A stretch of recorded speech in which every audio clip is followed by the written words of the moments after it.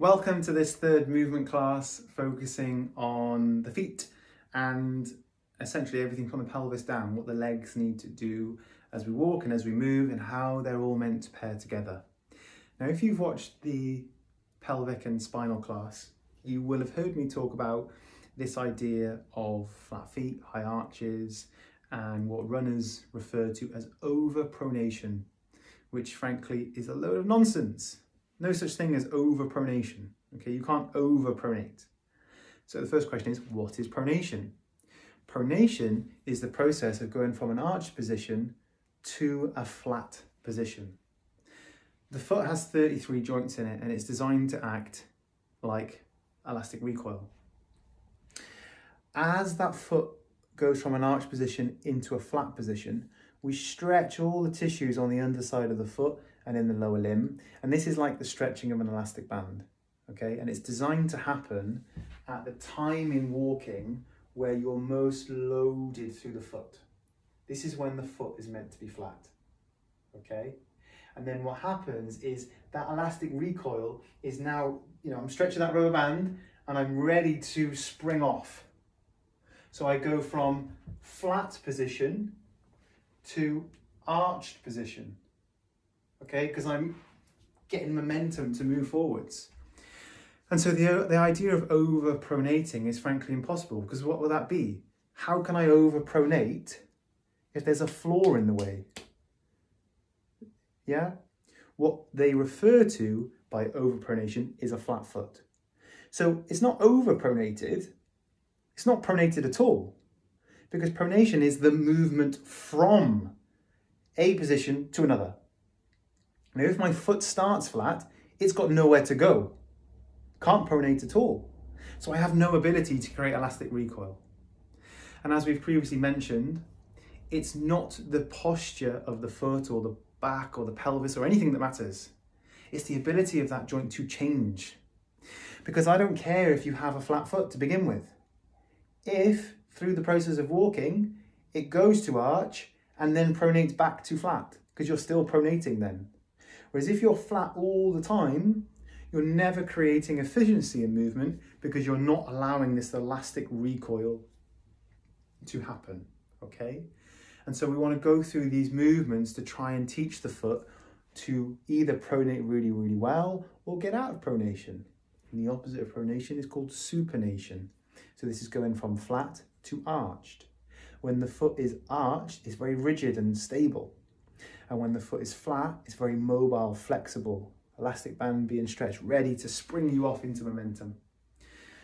So what happens in movement? Well, the first thing that happens is the foot has to strike the ground, okay? And what actually happens as the foot strikes the ground, okay, I think the best way to show you, is I actually strike the ground on the outside of the heel, okay, on the outside of the heel. So if you look at the soles on your shoes, what you should see on the back of your shoe is it should be wearing on the outer side. If it's wearing on the inside, that means that you're hitting the ground there, on the inside, which is not what we want at all. Because if I'm hitting the ground on the inside of my heel, my foot is then just going to slap into the ground. Whereas if I hit the ground on the outside of the heel, what's designed to happen then is pressure goes down the outside of my foot to my fifth toe. I then roll through my fifth toe, fourth toe, third toe, second toe, first toe. What's this? It's pronation. So if I strike the ground on the inside of my heel, I can't pronate. Okay, so this could be a big problem for you. So we want to strike the ground on the outside of the heel. This is the first thing. So if you've gone through the lower limb and pelvic and spinal class, you would have looked at the strike-based exercise. Okay, this one, yeah, we're rounding, posterior tilting. If you haven't, please go back first. Watch the strike exercise towards the end of the spine class, because now we want to make sure that when we're doing that strike exercise and we go back onto the outside of the heel. Okay, so as we go from here, we're going back and going outside of the heel and bringing the front of the foot underneath. So you should feel a stretch down the outside of the lower leg. So that's how we're going to practice this, striking the ground perfectly at the right time. Okay.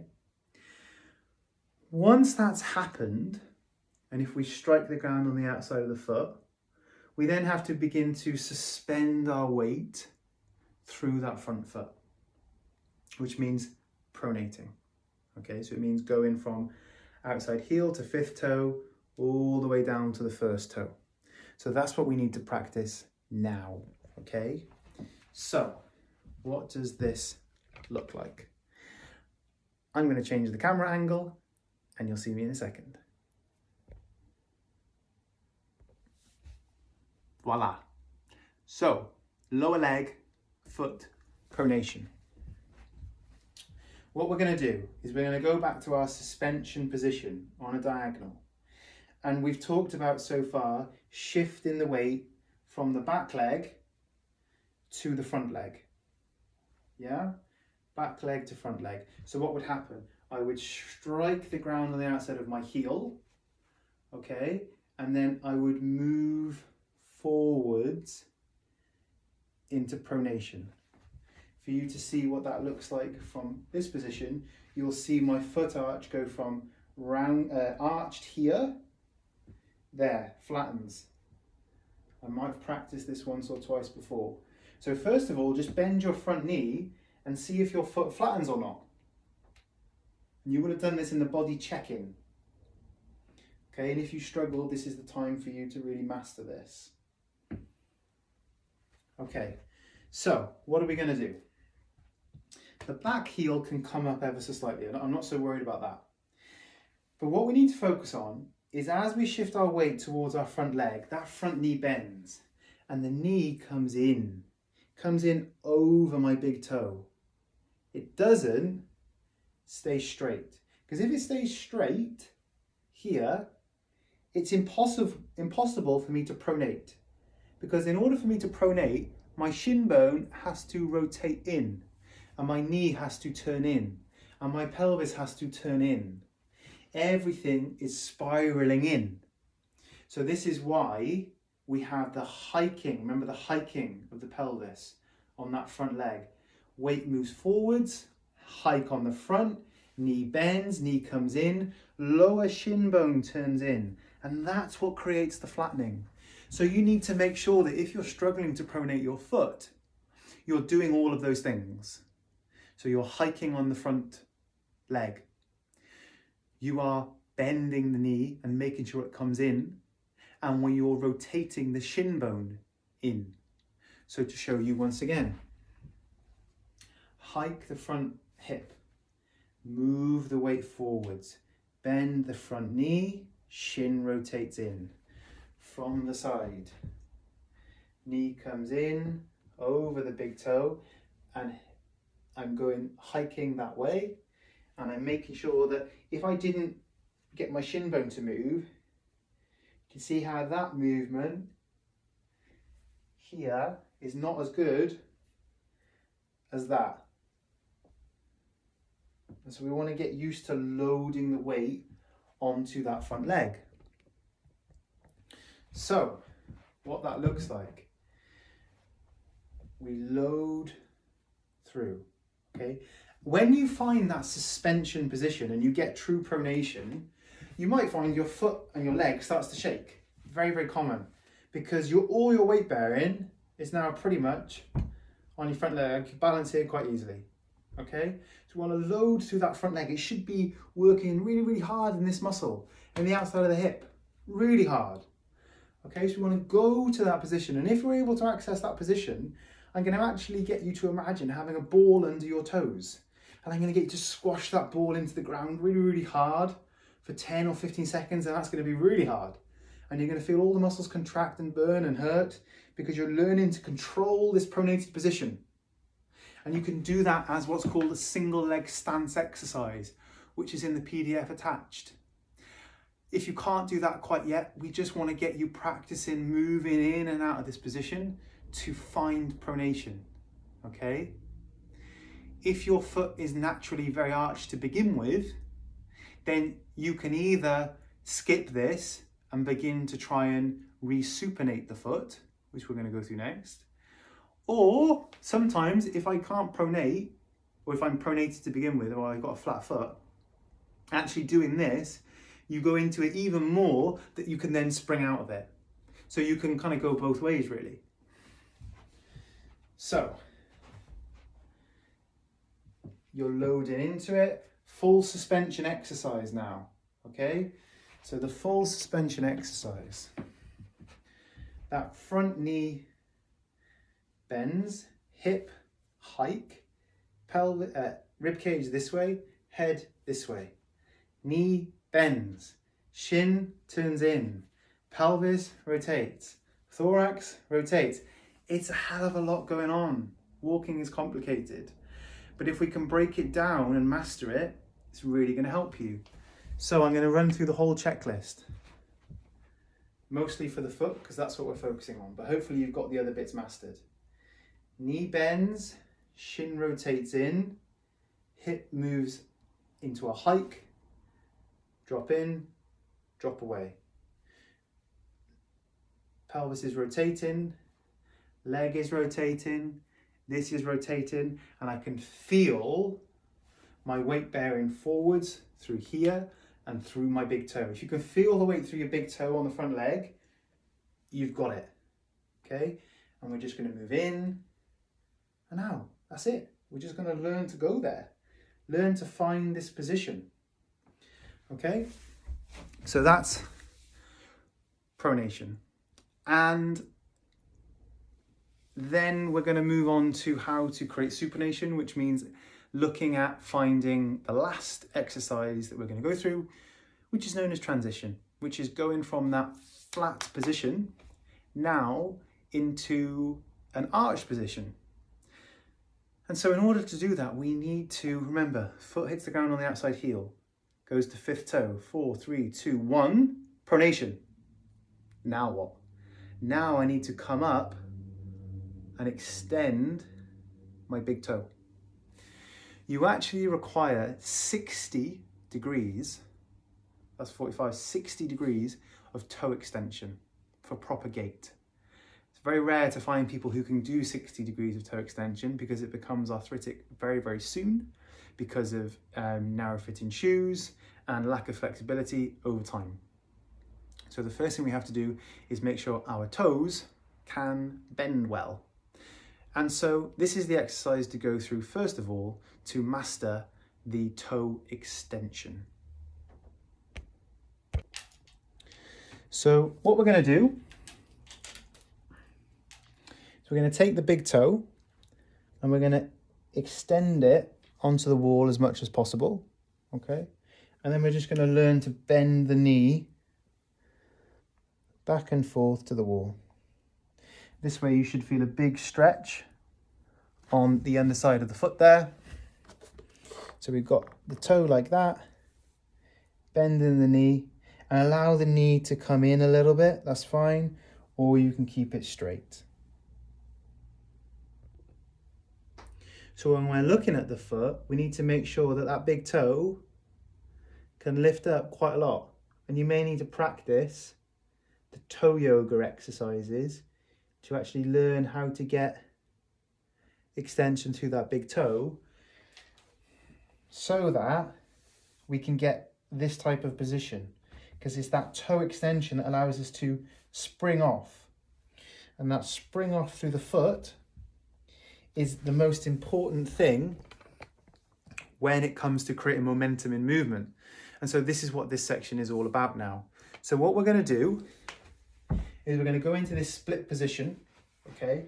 And we're going to practice going with the back leg now, just allowing the weight to come forwards onto the front one and bringing the back heel off the ground, focusing on extending that big toe, okay? So we can just focus on that motion. Then what we can think about is as we extend the heel off the ground, we want to create a rotation. So what this looks like is a rotation to create an arch in the foot. There. So what's happening is my knee is turning outwards, and you'll see you can't see my heel bone. Now you can see my heel bone because I've had to arch. What I've not done is move my toes. So toes stay still, you come up and you create the arch. So this is the exercise. Heel comes up, turn the hip and the whole leg outwards, and feel potentially some cramping in the arch of the foot. So to supinate the foot, we have to go from flat to arched. We need a good amount of toe extension, 60 degrees, and you can use those exercises to do so. And then you can utilize just a simple bringing the heel off the ground, trying to rotate the limb outwards to try and access that arch position, so that finally we can put all of that together to access this transitional exercise we're going to go through now. So this transitional exercise is the final piece of the puzzle to learn how to create supination in the foot. So here's what we're going to do. We're going to stand square, okay? And if we're focusing on this leg, we want to keep this knee locked back, okay? Now, in order to supinate that foot, I'm going to have to turn the leg outwards. And even just by doing that, you can see how my foot goes from flat here to arched, okay? So what we're going to do, this leg can do what it likes, floppy, whatever. This knee stays back, okay? And we're going to turn around as far as we can, okay? But what I'm not doing is just turning, because that means I'm driving from here. What I want to do is think about, number one, the foot arch there. I'm not moving here. I'm trying not to anyway. My foot arch is there, the knee locks out. And as soon as it's done that, now I've got a lot of tension in this leg, and now I'm going to let the pelvis follow, and now I'm going to let the upper body follow. And you might get some cramping in that arch, okay? So it's really a whole body rotating exercise. We're trying to lock in first, lock in and turn, okay? You can use the arm to help. Lock in and turn. Lock in and turn, okay?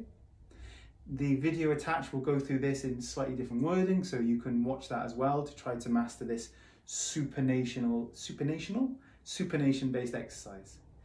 Then what you can do is go from knee locked, rotate, and then as you come back the other way, if you're feeling like a challenge, you can then bend the knee, go the other way and pronate the foot. Flatten your arch, come back, straighten the knee, rotate the other way and create an arch. Arch, bend the knee, flatten. Extend the knee, arch, flatten the arch, bend the knee. And we want to go through this movement multiple times without turning the foot to learn how to supinate that foot. Because really it's the pronation and supination of the foot in gait that allows us to really access everything else. Because in that suspension phase, if I don't pronate my foot, I don't turn in the lower limb, I don't turn in the hip, I don't rotate my pelvis. And as we've seen, as we've kind of been building and building up to this in these 3 classes, nothing is going to work, okay? Just like if I'm now pronated and I'm in this really lovely position, you've been working really hard to access, yeah? I then also need to get out of it. So from here, suspension, you then do that transition, okay? The transition is what you've just been practicing, but you're doing it from here, transition, and then shift the other way.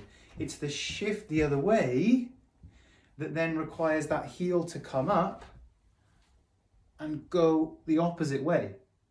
So you can see now what a full step looks like. It's a strike of the ground. it's a fifth toe, fourth toe, third toe, second toe, first toe, okay, transition and shift, okay? So if you're really feeling like a challenge, you can try and link all of these things together. It takes a lot of thinking, okay? So to finish, we're just going to run through the 3 or 4 gait-based exercises in looking at the foot. So suspension, as we've seen, it's all about that loading and pronation position. Okay, knee bends, shin rotates inwards and loading. It's the same in the shift motion. Okay, as we're shifting, we're still pronating. Okay, in this one, doing that type motion, if you remember.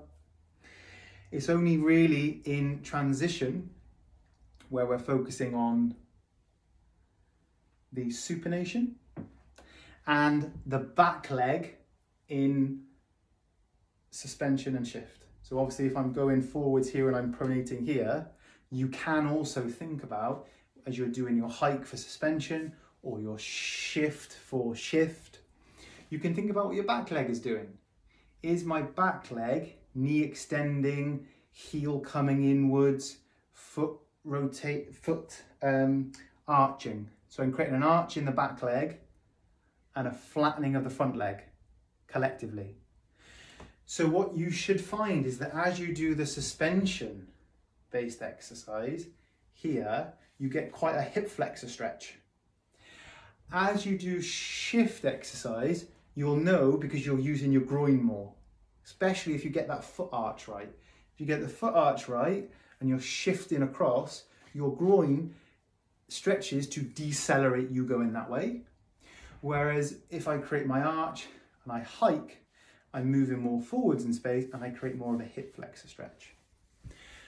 So that summarizes everything I have for you based on movement and gait within these 3 classes, but use the 3 PDFs attached to break down the exercises, practice them individually, and then come back to these classes and try to put them all together. But at this phase in your treatment journey with us in the clinic, we shall be going through these exercises with you in the clinic also to make sure that you're doing them correctly, correcting any little flaws because they are difficult. But I really implore you to practice these because they are very, very important in preventing future injury. Hope you've really enjoyed them. I've certainly enjoyed kind of sharing this information with you, and any questions, just let me know.